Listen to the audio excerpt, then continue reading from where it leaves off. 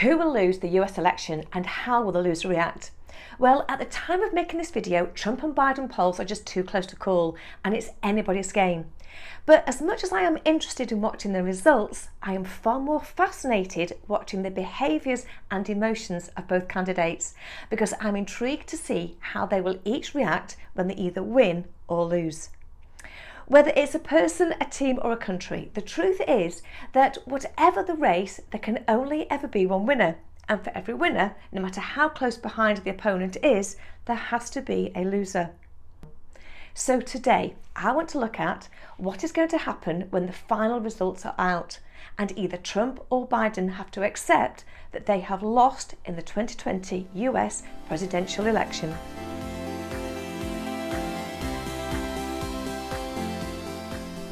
If you're new to my channel, I'm Sue Blackhurst and I bring the world of social psychology into everyday language. So don't forget to hit the subscribe button now if you're fascinated by watching people and understanding human behaviour. But if your life isn't going quite to plan and you feel like you are losing control and the world is against you, then do take a look at my 20-day Overcoming Obstacles and Build Mental Strength training programme. It's in the link in the description box below, because the tools in this program are going to really help you to focus on where you are now and show you how to get where you want to be. You'll also have the opportunity to download the Introvert Survival Guide, something that I don't quite think that Trump needs or be interested in, but that will lead you to my video on understanding and managing stress, which maybe he could use right now. The first book is free and the program costs less than a pizza night in. Now, if you've ever lost in a competition or a tournament that maybe you've worked for years for and prepared and trained hard to get to, then you will know that the emotions of losing can have a huge impact on the body, which are almost impossible to hide. Your pride has been hit so hard that the mind begins working overtime to find ways to justify this loss and prove your worth as the ego wants to regain your self-image. But there's no shame in coming second place when you're running a marathon or in a World Cup. But when there are only two competitors in the race, the effects are going to be significantly magnified. So when watching any competition, when the winner is announced, the loser is going to feel like they've just stepped in the boxing ring with, I don't know, Tyson or Joshua, as the very real and measurable physiological and psychological effects begin to kick in. Now, besides that first blow to the ego, losing really does actually hurt, but not in a metaphorical way, in a very real physical manner, because it makes your stomach churn, it changes the blood pressure as the heart begins to race, it constricts the muscles in the body, making you tense up ready to flee or fight.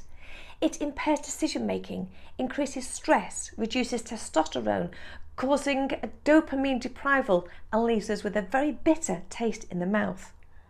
Losing quite literally makes you feel sick, and the physiological effects of losing aren't enough to deal with. There are some studies that suggest that the pain of losing is psychologically twice as powerful and harder to deal with than the joy of winning.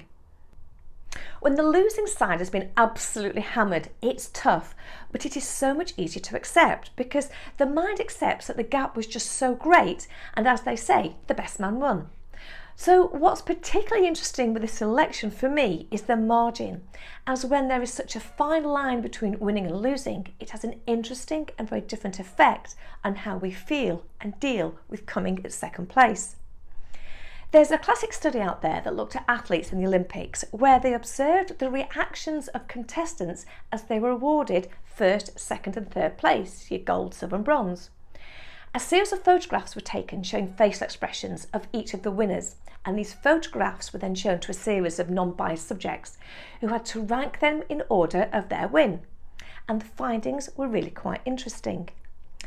Because you would see the gold medal winners, they couldn't hide their joy and their overwhelming excitement. So they had these huge, genuine smiles, and their facial expressions were genuinely the easiest to rank as first place from their photographs. But the second and third places were placed in the opposite orders from these images. The bronze medal winners were also elated, as they were, more than often, delighted to be placed, as a split second or a minor fault could have taken them off the podium altogether. And coming in third meant that they didn't have a false belief that they were ever going to win, as there was always somebody else just in front of them. But the interesting facial expressions was that of the person who came second. As the silver medal winner's face didn't show the elation of being second, it consistently showed disappointment. And this research concluded that coming second gave the contestant a feeling of, oh, I was so close, and if only I'd done this or that or the other, I could have been first. And what this means is that the closer we are to winning, the worse we feel. With the 2020 US election, it has never been so close. So as we watch either Trump or Biden take office, whoever loses is going to have to deal with the physiological and psychological reactions far greater than if it was a landslide. There are 5 stages to loss. There's denial and isolation, anger, bargaining, depression, and finally acceptance. But the timeline for each of them to set in depends upon the individual's coping methods and the significance of the loss. As the margin here is so close, looking at our understanding of human behaviour, whoever loses this election will initially rationalise his loss with a series of excuses focused on blaming the system, the process, the timing, and a whole host of other reasons that were totally out of their control or responsibility. It could be the angle of the camera, COVID restrictions, or even the weather. All these could easily be dragged into the pot as contributing factors that would have altered the results. It's a bit like it should have been me, if only. So it's in this denial state that the individual struggles to comprehend and accept that the results could be true. So by blaming all these external factors, the losing party are simply deferring accountability in order to cushion the blow to their own egos. This behaviour makes them believe that not only did they do their best, but they are the rightful winner and were let down by other factors. Alongside denial comes isolation, and when fused with anger, it leads to outbursts and accusations from the system being rigged to them being set up, and even they can then throw in elements of conspiracy against the winning individual. This anger can be so displaced that they feel the need to fight back in an attempt to prove that they should have won the title. Or they may throw in the towel completely, almost in a childish way, like saying, it's just not fair, I'm not playing. So whoever loses the election, we may see a campaign to take legal action and sue every possible contributor, or we may see a resignation and a quitting altogether. The key part of accepting being placed anywhere other than first is having a clear understanding of expectations. Because meeting an expectation won't necessarily have a huge impact, it's what you expected. So why would you feel anything different? But unfulfilled expectations have a definite correlation to unhappiness and depression.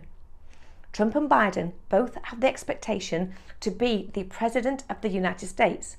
Both candidates will have planned their own celebration parties and victory speeches. All conversations will be when I am president and when I'm in office and when we have won. So having these internal visions and plans taken away is bound to take a huge amount of time to come to terms with and then accept. Winning is probably the single most important thing in any competition, as winning means hierarchy and being at the top is all that counts. So whilst one is dealing with the rejection and all these losing emotions, the other who is being crowned winner will more than likely show a completely different set of winning behaviours. The effect on the body of winning can in part be associated with physiology and a chemical reaction, because research has shown that winning increases testosterone, which in turn increases the chemical messenger dopamine. Dopamine plays a role in how we feel pleasure and leads to increased energy and improved ability to focus. And when that dopamine hits the brain's reward network, it sends this sort of a huge surge in creating that feel-good feeling. Dopamine makes you feel elated and on top of the world. And as a bit of a fun fact, it's the same hormone that's released when you eat something, your favourite food, and during sex. Anyway, depending upon how this feel-good emotion is interpreted by the winner and combined with their increased level of testosterone, the winner effect leads to a sense of increased self-worth and an increased sense of ability. It's like saying, I can do anything and I can take on the world and I am invincible. But what's interesting here is how that win is interpreted by others. because some will see the winner as a hero and feel that they are justified in their increased sense of self-worth, and they will look up with us, in awe and adulation, whilst others who maybe didn't support the winner's methods see nothing more than what we'd called arrogance, and in turn want to see nothing more than their downfall. Who will win? Well, at the time of making this video, it's way too close to call, but like many others, I'll be tuned in, but I'll be watching their reactions. No matter what mask we wear and what brave face we put on, feeling like we are constantly competing against the world and losing is tough. Take a look at the tools and the techniques in my 20-day Overcome Obstacles and Finding Mental Strength program. It's in the link in the description box below. It costs less than a family night at the cinema, and there's a 100% money back guarantee. So let's say, unlike Trump and Biden, you have nothing to lose. If you found this interesting, don't forget to give me a big like, and do let me have your comments on how you think Trump and Biden will react. Thanks so much again for watching. Do take care, and I will see you next time.